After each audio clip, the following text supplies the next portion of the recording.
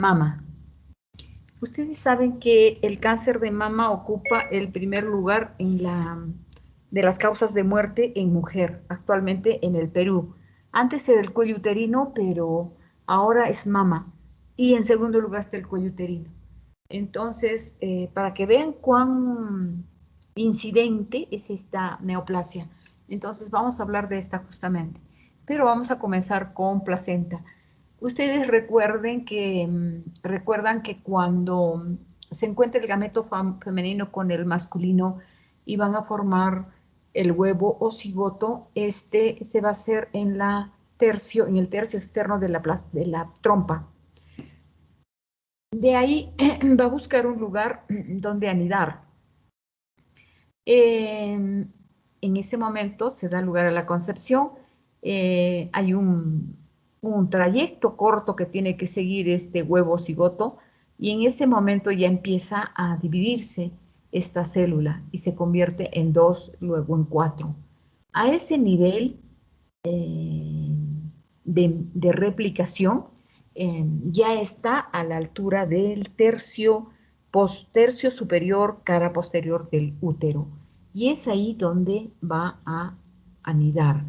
Se denomina placentación en el momento en que forma su placenta, ya no depende del cuerpo lúteo y ya empieza a fabricar sus propias hormonas, las gonadotrofinas coriónicas, su unidad beta. Entonces, en ese momento se forman estas vellosidades denominadas vellosidades coriales o coriónicas, que son una expresión del citotrofoblasto. La otra célula, que es el sincicio-trofoblasto, son células multinucleadas gigantes. En este caso, este huevo no pudo migrar, se quedó en el tercio eh, externo de la trompa, en la luz de la trompa. Dado que este órgano no está preparado para llevar con éxito esta gestación, este embarazo, entonces este nuevo producto empieza a tener problemas. Sangra e inclusive puede, al momento de desarrollarse, romper la pared y sangrar a la cavidad peritoneal con la salida de este material de placenta. Por supuesto, ese es da lugar a un hemoperitoneo y es un accidente que se ve frecuentemente en las madres, sobre todo aquellas madres jóvenes, primerizas, en el primer embarazo y presentan este tipo de patología. Embarazo ectópico se denomina. Embarazo ectópico tubárico complicado, porque difícilmente va a llegar a tener éxito esta placentación y esta anidación. Entonces, vamos a recibir los patólogos una trompa de falopio con un lumen bastante bien dilatado, conteniendo este producto en su lumen con sangrado, porque el dolor que siente la señora es bastante alto, con sangrado, entonces le hacen una coldoscopía, encuentran sangre y entran pensando en el embarazo ectópico complicado. Otros lugares donde podría haber un embarazo ectópico son el ovario y la cavidad peritoneal. El ovario con mucha dificultad, sin embargo, se ha descrito embarazo ectópico ovárico y en la cavidad peritoneal con todas las complicaciones que puede tener esta, por un lado, y por el otro lado que ninguna de las tres llega a tener éxito, es decir, no hay producto. Este siempre termina rompiéndose, sangrando y terminan siendo motivo de acto quirúrgico. Entonces se saca esa trompa, ese ovario o ese producto que ha caído a la cavidad abdominal. Así es. Entonces, embarazos ectópicos. Muy bien. En ese embarazo ectópico vamos a poder reconocer, aparte de las vellosidades coriónicas, que son la expresión del citotrofoblasto, esto es son formaciones que nos permiten reconocer al embrión, tejido embrionario que está en diversos momentos evolutivos. Entonces podemos reconocer el ojo primitivo, la orofaringe, el tubo digestivo, etcétera, etcétera.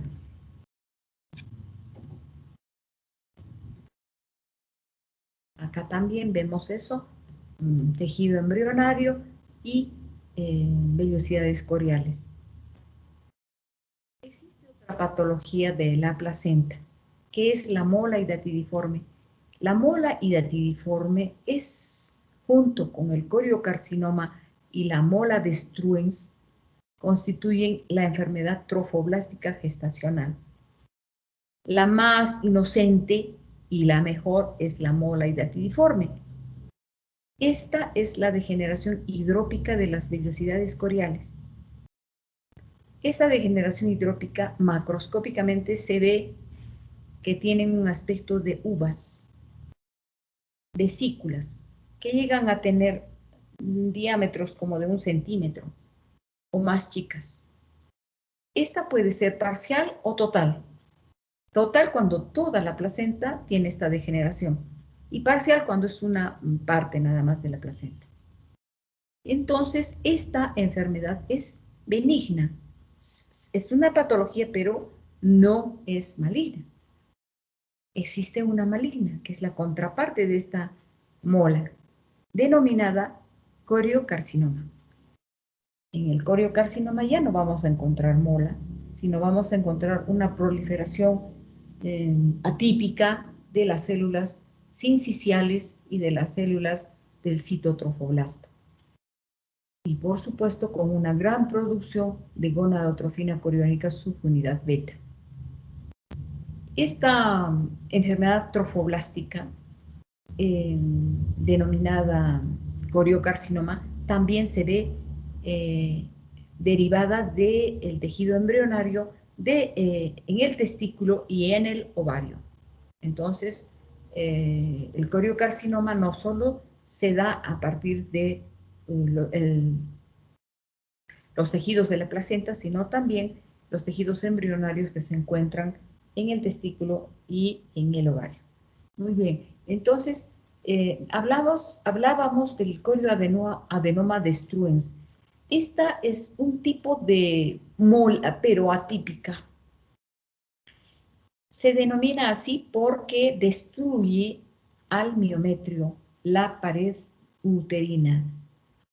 A diferencia de la mola, también puede tener de alguna manera vellosidades coriónicas, pero estas son infiltrantes, se meten a la pared uterina, sobre todo con una proliferación del citotrofoblasto más que del sincicio. Entonces estamos viendo la mola, esta es la mola, que son vesículas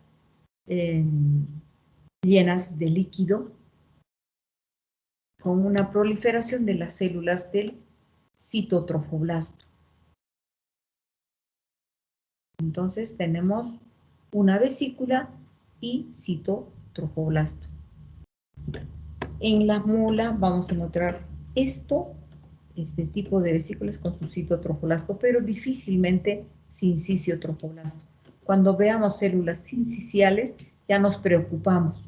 Acá, por ejemplo, estamos viendo células sinciciales y entonces pensamos, esta podría estar camino a ser una mola destruens, o sea, una mola invasiva.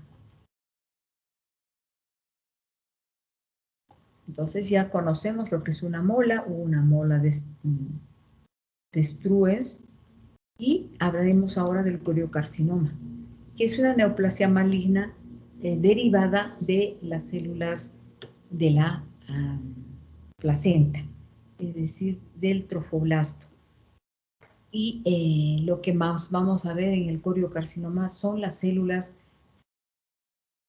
multinucleadas gigantes del sincicio-trofoblasto, como se ven acá. célula grande, multinucleada, y así, por ejemplo, estamos viendo esta, o la de arriba, que es una célula con múltiples núcleos. Ah, caramba. Esta, por ejemplo, es una célula multinucleada y gigante. Esa es célula del sincicio trofoblasto, lo mismo que esta otra. Entonces, no nos olvidemos, estas neoplasias malignas tienen mitosis altas, es decir, muchas células se están replicando. Las células tienen unos núcleos hipercromáticos. Hipercromacia significa cromatina más de lo normal. Son muy negras, los núcleos son muy negros, están muchas en mitosis y las células multinucleadas, ¿no? Entonces, les hacemos un dosaje de gonadotrofina coriónica, no solamente por inmunistoquímica, sino en la sangre, y sabemos que está activa, y cuanto más alta sea esta gonadotrofina, mayor cantidad de células productoras de esta sustancia habrá. Entonces, conviene tratar para poder resolver este problema con una cirugía. Se intenta sacar la mayor parte del tejido tumoral. Muy bien. Entonces, vamos a ver un poquito el patólogo Lyles, para poder completar lo que estamos haciendo. Esto voy a poner acá. Patólogo. Para recordar que en la placenta también tenemos otras patologías, por ejemplo, la localización anómala del cordón umbilical, un cordón doble, un cordón nodoso, placenta. Acá está. Entonces, acá está. Entonces, existen la placenta bilobada, las placentas pequeñitas o las muy grandes. Ejemplo, las personas mayores tienen placentas chiquitas, las viejas, las señoras mayores. Las placentas grandes son de las diabéticas. Luego, que el corio pueden haber quistes coriónicos, hay placentas circunmarginadas, la circunvalada, el cordón umbilical puede tener una inserción velamentosa, es decir, estar en la parte, en lugar de salir del centro, sale de un costadito de la placenta, este cordón. Los cordones pueden ser demasiado largos, pueden prolapsarse, pueden tener nodos, la inserción velamentosa, la inserción marginal, un cordón corto o muy delgado. Ahora, también recordemos esto. Existen inflamaciones, como son las corionitis, la vasculitis, la corioamnionitis, la corangiosis. Es una patología vascular, la corangiosis. También la placenta puede tener cambios hipóxicos.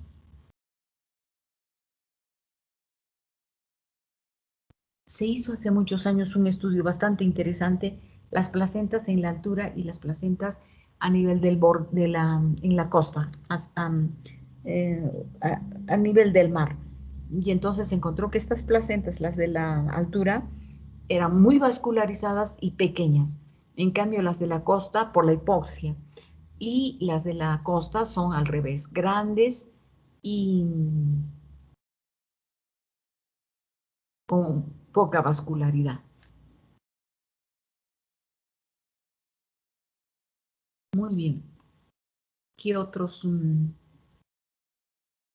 Las enfermedades trofoblásticas gestacionales tenemos dentro de las neoplasias el coriocarcinoma, el tumor trofoblástico epitelioide, el tumor trofoblástico del sitio placentario.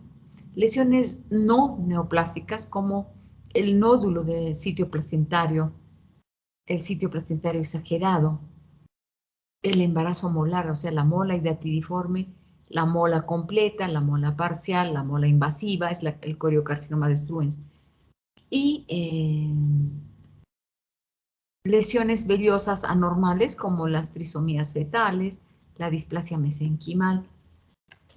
Las neoplasias no trofoblásticas como el corangioma, que es vascular, es una neoplasia vascular, el adenoma hepatocelular, las metástasis también que recibe esta. Muy bien. Entonces, por favor, si hay alguna pregunta acá, podemos revisar. Si hay alguna duda, por favor, háganmela saber para repetir algo o leer algo, en fin. ¿Qué dices, Diego, Jorge Luis? Mi pregunta es, ¿está claro todo? Santiago, Omar, ¿qué me dicen? ¿Está bien? Necesitamos un poquito más de enterarnos de la placenta, de la enfermedad del trofulastro, díganme. Todo Si está no, claro, doctora. pasamos a mama entonces, vamos a ver mama ahora. Entonces, lo primero, la enfermedad más común en mama es la enfermedad fibroquística, es muy común. Esta se da en mujeres que están bordeando la menopausia, o sea, son perimenopáusicas. Se caracterizan porque, así como su nombre lo dice, tiene muchos quistes y tiene fibrosis. Ahora, los quistes contienen material apocrino. ¿Por qué? Porque están con metaplasia apocrina. Este es un quiste y el epitelio es un tejido apocrino, metaplasiado. Entonces, este es el tejido apocrino, este es el epitelio apocrino que fabrica material apocrino que es de color celeste, pálido, algo viscoso y que empieza a formar quiste, que va creciendo, que se va haciendo mayor y por eso se llama enfermedad fibroquística de la mama. Entonces, lo que tenemos que observar acá son las formaciones quísticas,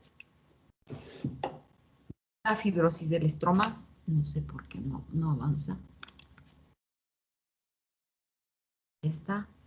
Los quistes, la fibrosis del estroma, la metaplasia apocrina, esos tres elementos de la enfermedad fibroquística de la mama.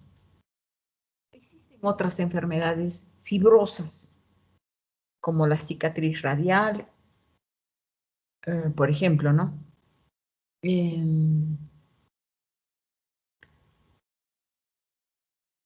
La adenosis esclerosante, que se confunde desde el punto de vista ecográfico, radiográfico, tomográfico con un cáncer. Entonces, estar avisados para no confundirnos. Esta es la metaplasia apocrina, una secreción de color celeste de parte de estas células que son apocrinas, que están en la mama, y que al secretar esa sustancia y al quedar enclaustrada, se formó el quiste. Muy bien. Entonces hemos dicho, esta es una enfermedad de las señoras perimenopáusicas. Veamos una lesión que de alguna manera es muy común también, que es la hiperplasia ductal usual. Vemos un conducto y vemos que ha proliferado las células dentro de él al punto en que prácticamente está tapado este conducto de células. Eso se denomina hiperplasia usual, hiperplasia ductal usual. Es decir, con eso estamos diciendo, es común, es ordinario, no es maligno. Si dijéramos hiperplasia ductal atípica, ahí sí estamos hablando de una preneoplasia. Entonces, ¿qué se necesita para que esta usual se convierta en atípica? Para comenzar, la atípica tiene daño genético y vamos a ver que no es muy común. En cambio, la usual es muy común. La que no es común es esporádica y se observa una o dos glándulas con la atipia dentro.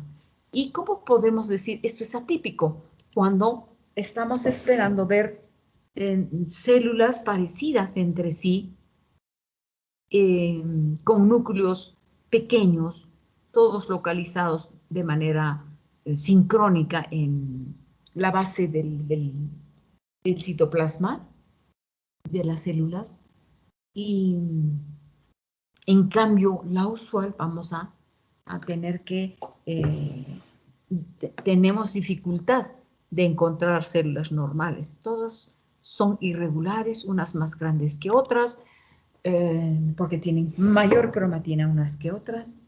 Este es usual, no es atípica. La atípica tiene núcleos grandes y nos recuerda a un cáncer in situ. ¿Y cómo diferenciamos un carcinoma in situ versus una hiperplasia ductal usual, perdón, atípica? Es difícil, es difícil. Sabemos que cuando mide más de 2 milímetros ya se debe de considerar como un carcinoma, un adenocarcinoma de los conductos. Eso para la hiperplasia ductal atípica. Estamos viendo acá solo la usual. Vemos cómo este conducto se ha rellenado de epitelio ductal. Es un epitelio cúbico, simple. Pero están las células repletas, repletando el conducto y se está creciendo porque se replican estas células. Esto es hiperplasia ductal usual. Lo mismo acá. Acá vemos un quiste. ¿Podría haber una hiperplasia ductal usual dentro de una mastopatía fibroquística? Claro que sí. ¿Podría haber una hiperplasia ductal usual acompañando a un cáncer? También. Muy bien. ¿Podríamos encontrar una hiperplasia ductal atípica próxima de un cáncer? Sí, es muy común. Bueno, vamos a ver una patología también muy común que es la mastitis crónica granulomatosa lobular idiopática. Es aquella que no tiene causa, no es condicionada esta granulomatosa por una helicobacteria como el BK o como la de la lepra, no, sino que es idiopática. Simplemente se formaron granulomas, pero y el cuadro inflamatorio crónico, pero no vamos a ver células gigantes multinucleadas ni vamos a buscar ningún bacilo, porque esto no necesita bacilo para poder darse esta enfermedad. No necesita ninguna bacteria, no es contagiosa, no es como la tuberculosis, sino es una enfermedad idiopática que sin necesidad de que haya un estímulo, se presenta la enfermedad.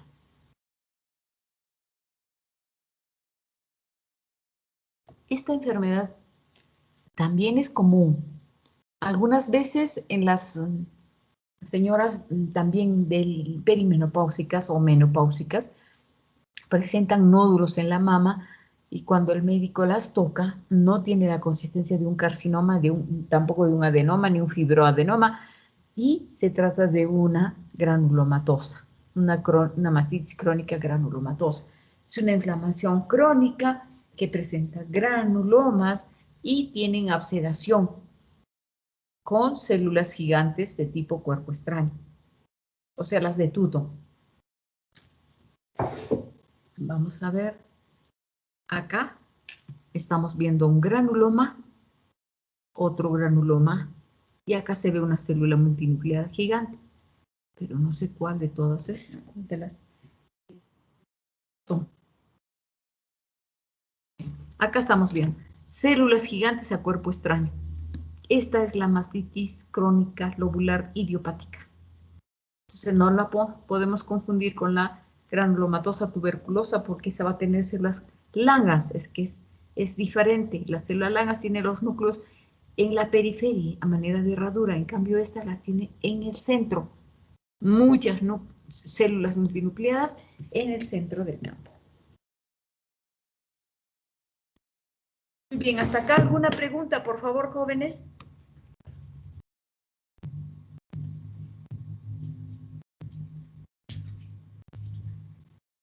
¿Ninguna pregunta? Bueno, vamos a pasar entonces a un tumor muy común, muy benigno, de origen bifásico, tanto epitelial como de tejido conectivo, en el que vamos a encontrar una proliferación del epitelio de los conductos, pero también fibrosis. Esta es una neoplasia benigna que se da muy comúnmente a las 15, 20, 25 años, es decir, de mujer joven. Son nódulos bien demarcados, muy circunscritos, aunque no tuvieran cápsula. Y en ellos se desarrolla un tejido fibroso y que va deformando a las glándulas del epitelio. Muy bien. Existen varios tipos de fibroadenomas. El fibroadenoma pericanalicular, el intracanalicular, en este caso, por ejemplo, es intracanalicular, pero existe un pericanalicular, un mixto, un complejo, un juvenil, un atípico. Entonces acá estamos viendo un estroma muy fibroso, son fibroblastos, que está deformando a las glándulas, las está estrechando, elongando. Eso es lo típico del fibroadenoma. Fibroadenoma también puede darse en mama de varón.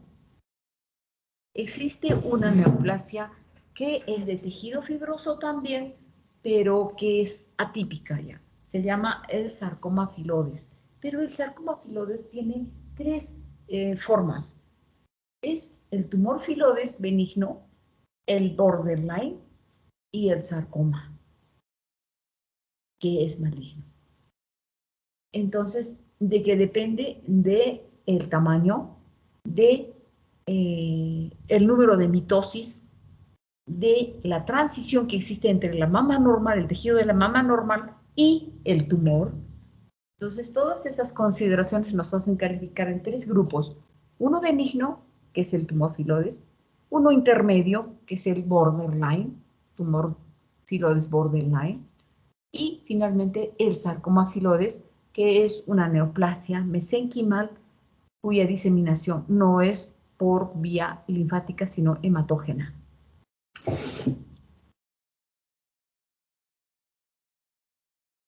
Entonces, ahora veamos la neoplasia que nos asusta, el carcinoma de mama.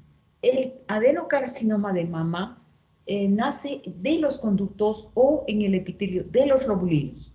Entonces, tenemos dos grandes brazos, adenocarcinoma conductos y adenocarcinoma lobulillos.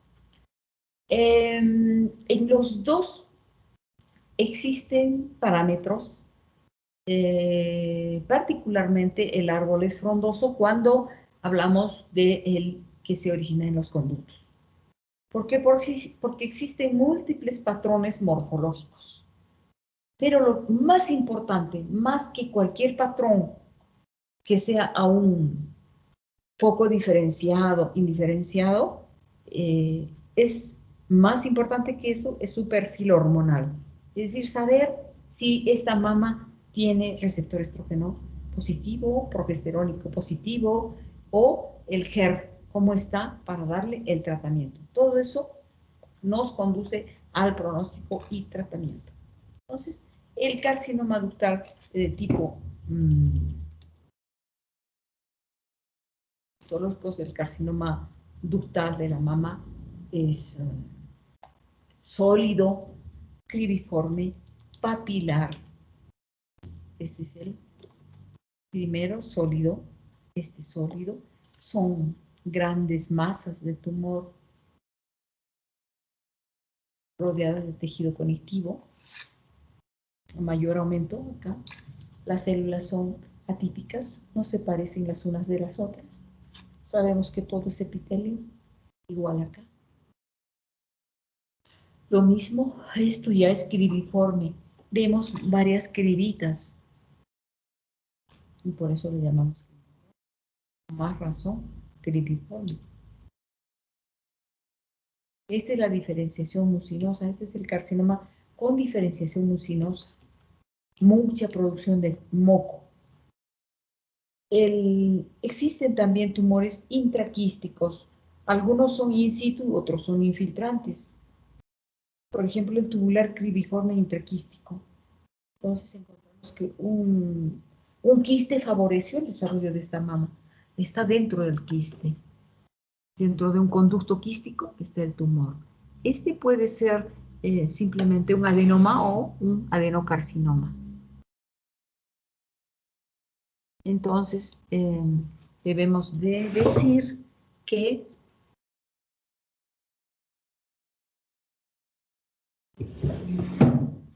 en este caso hay un cáncer de mama que tiene como vecino una enfermedad fibroquística de la mama.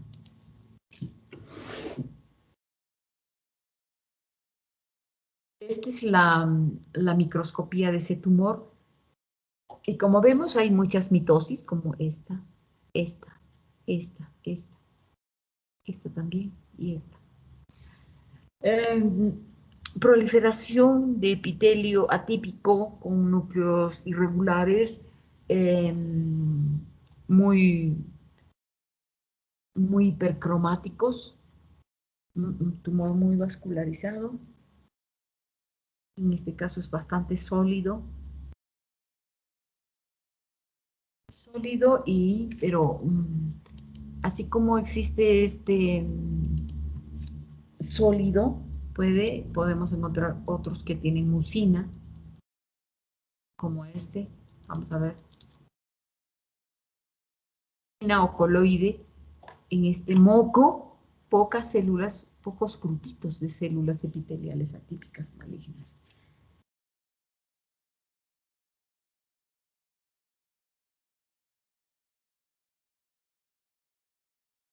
Repito que estas clasificaciones son muy interesantes, sin embargo, no tienen utilidad práctica desde que para el tratamiento necesitamos saber cómo está este tumor frente a los receptores. Si fuera un receptor estrogénico positivo, le tendríamos que dar tamoxifeno, y ese es el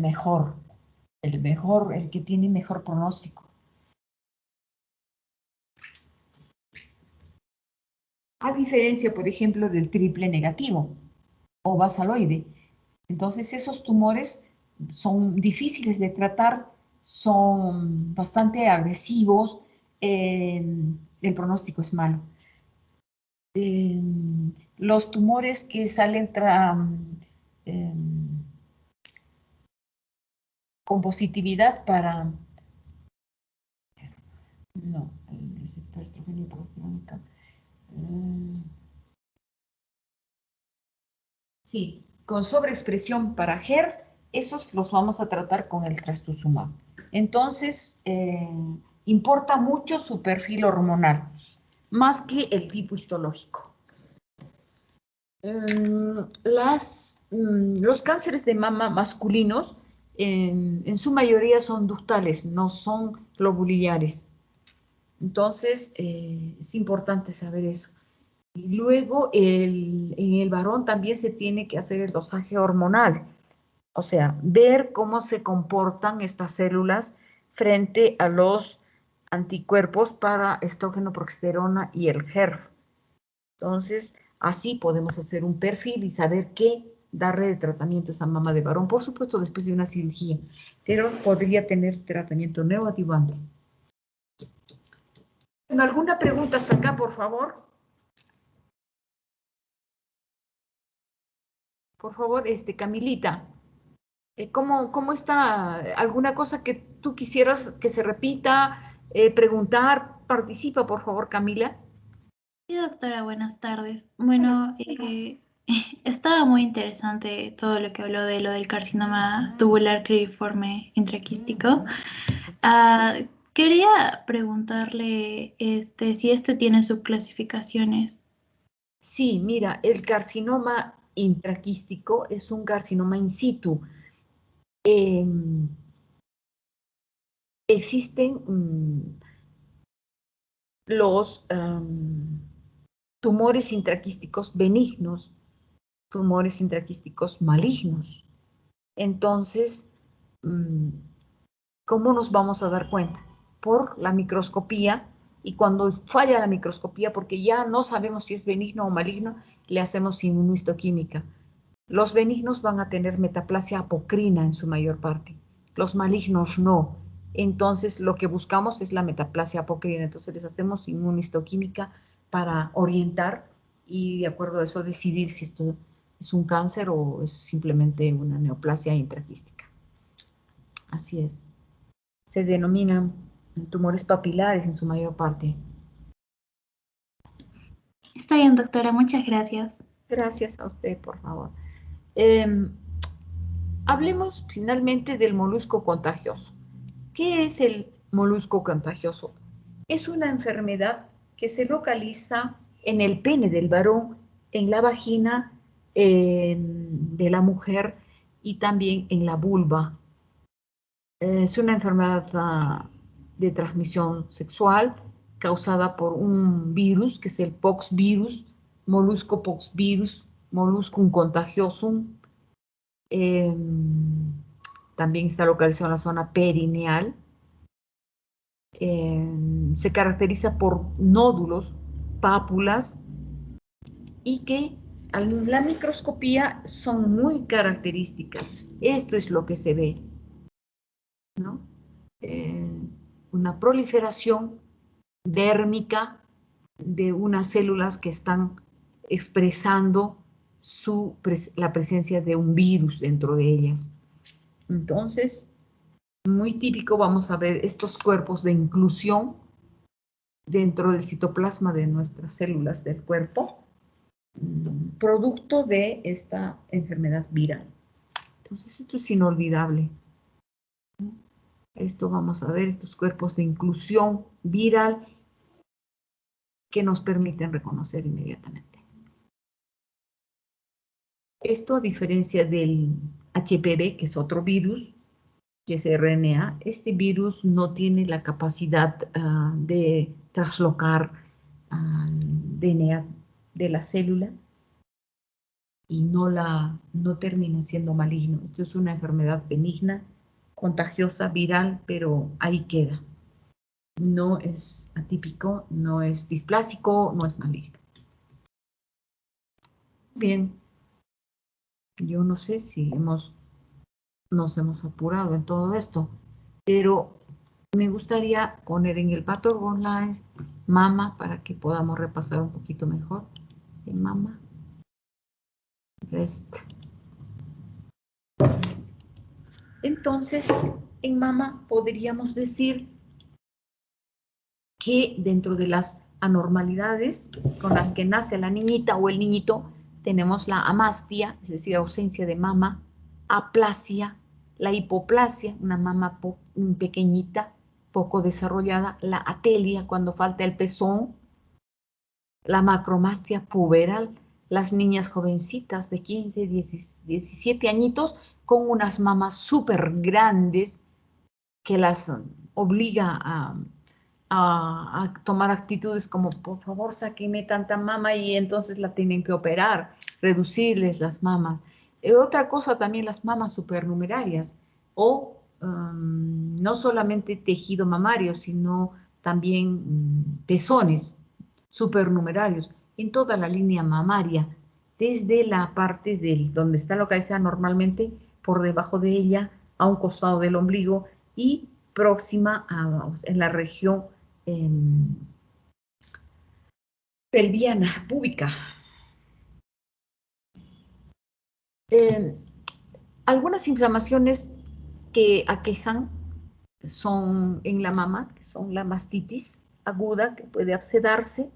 También pueden haber ectasias ductales, cuando los ductos se enlentecen y dejan de sacar su material, se dilatan grandemente.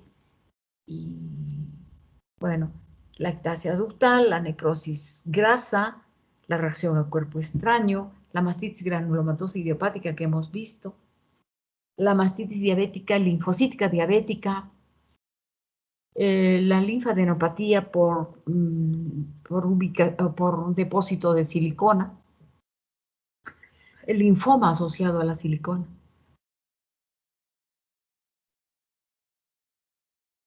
Las enfermedades infecciosas como la granulomatosa, tuberculosa, también pueden haber cisticercosis, el quiste equinococo, es decir, el quiste hidatídico. Yo tuve una vez un caso de una señora que se operó que vino con quiste hidatídico.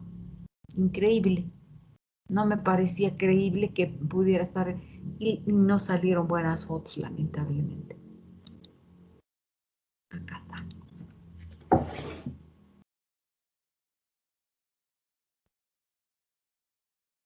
Entonces es el Echinococcus granulosus que cumple su ciclo de luz, ¿no? Y se desarrolla en cualquier parte del cuerpo. Acá estamos viendo en una mama cómo está desarrollándose. Entonces vamos a hacerle una prueba de ELISA o inmunoglobulina E para Echinococcus.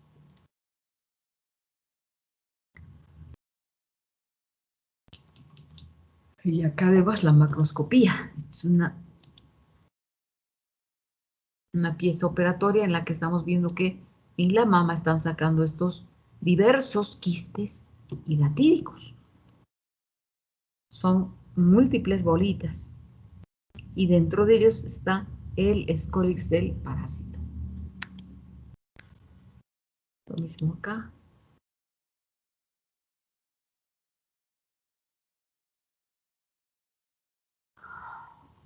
Vale, está demorando. Muy bien, entonces estamos viendo todo esto.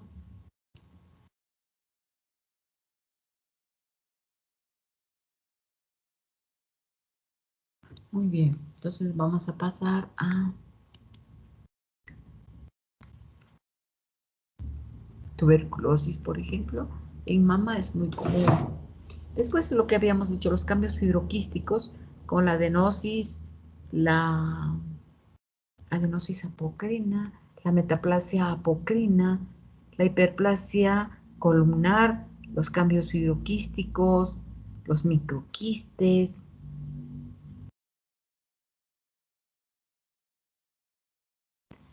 Dentro de las neoplasias, las más comunes son el fibroadenoma, el hamartoma, el tumor filoides, el adenoma tubular.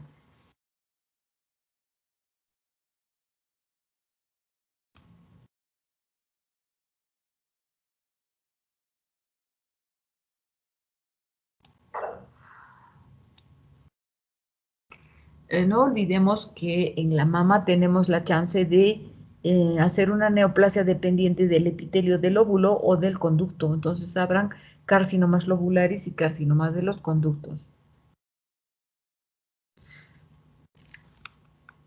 Y estamos viendo cuántos tipos de carcinomas existen.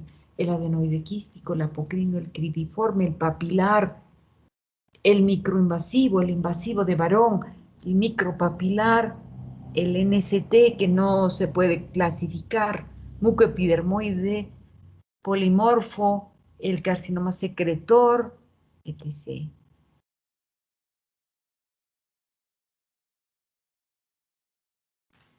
Muy bien, vamos a volver acá. Hemos terminado con esto de molusco. Entonces, la última clase está dada ya. Lo que nos faltaría para la próxima es el seminario. Presentar este conversatorio en grupos de... Dividir el salón entero en grupos de 10, son 3 grupos, y elijan sus temas relacionados a las clases teóricas o a la clase práctica. Santiago. Sí, doctorita, está perfecto. Entonces, para la próxima clase, cada uno expone su caso clínico. Sí, por favor. Entonces repasamos, damos el pasito y tenemos que presentar las guías también. Ya nos vamos preparando para lo último porque han hecho un buen curso, entonces yo creo que van a sacar buena nota. Bueno, y que hayan aprendido, que es lo más importante. Muy bien, jóvenes. Si tienen preguntas, por favor, es el momento de hacerlas. Jorge Luis, Diego, Carmencita, Carla, estoy viéndolos, escuchándolos. Adelante.